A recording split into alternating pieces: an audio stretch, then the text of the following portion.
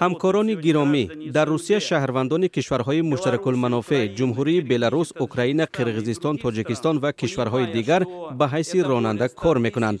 100,000 نفری آنها در نقلیات مسافرکش و باربر فعالیت دارند. باور کنید کار زیاد این ساحه میماند. برای همین به نظر ما باید طرح قانون در بررسی اول قبول شود.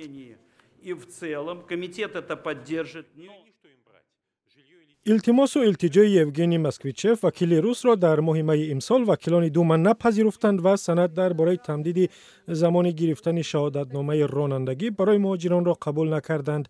اکنون قرار است بعد بازگشت وکیلان روس به کار طرح مذکور دوباره بررسی شود که اجرای قانون بی‌خطری حرکت در روسیه را برای 1 سال به تأخیر بیاندازد.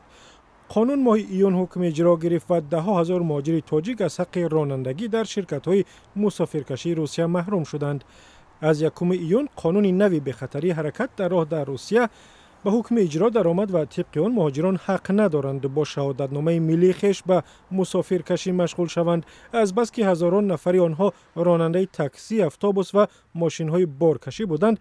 این مهاجران از حق فعالیت محروم شدند و کار نقلیات جمعیتی در روسیه و به خصوص مسکو بد شد.